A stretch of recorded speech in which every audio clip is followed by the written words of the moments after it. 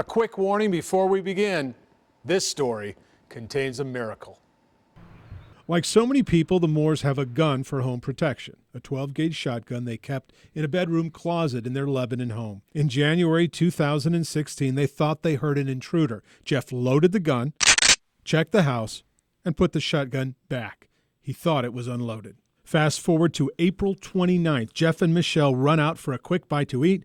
They leave 11-year-old Dylan and 10-year-old Carson at home. They will only be gone an hour.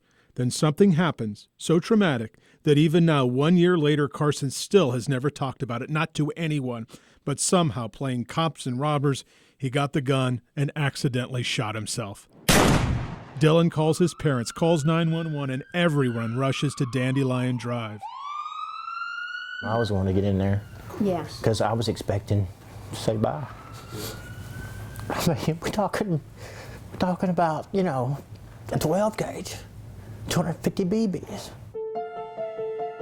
But the Moores were not allowed to see their son. Paramedics were afraid that Carson would get upset and bleed faster. The unexplainable truth was he was calm the whole time, sitting there with a catastrophic 12-gauge shotgun wound and answering questions. All the way on that long ambulance ride to Vanderbilt, Carson never even cried. There was something there that we connected in some way, and we all have that one patient that sticks with us. And I think Carson is my one patient that will stick with me. Remember, Jeff and Michelle hadn't seen him yet, not until he came out of the ambulance at Vanderbilt. I was standing there outside the ambulance when they opened the doors, and I reached my arm out as they were pulling him off the ambulance, and I said, "Oh my goodness, baby." And he looked at me and he said, "Mama, will you please pray for me?"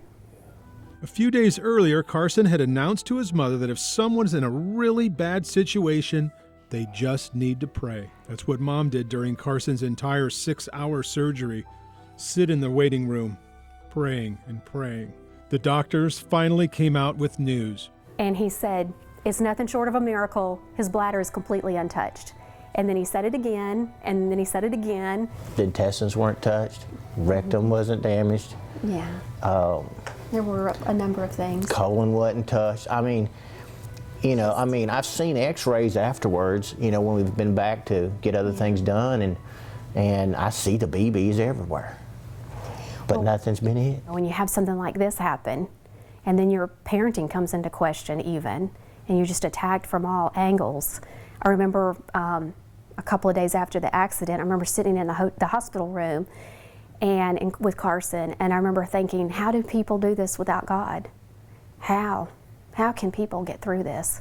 Because you think, how can I live another day? Romans 8:28 says, a close family built on a foundation of faith, for good to them that love God, but also lifted by good news. To His purpose. Keep in mind here, as bad as this all started, I've never seen that before. It just got better. Not only is Carson walking, his colostomy bag is gone. He is a normal 11-year-old boy. That was awesome. With a big scar.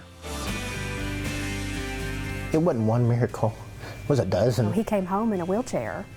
It was very difficult to see my son not be able to walk and have to have a walker.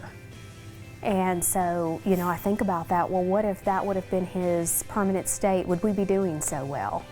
Because when things are so well, it's a lot easier to be able to, kind of rally together. And I don't know the answer to that. What I do know is that we're so grateful for the miracles. You're gonna blame yourself. You're gonna torture yourself for the rest of your life if he has any problems, because you feel responsible because he's yours. So, but he's back to normal as he can be. I am the boss. The Moores say you always hear God will only give you what you can handle. Not true, they say. God handled this for them because they couldn't do it alone. Dennis Ferrier, Fox 17 News.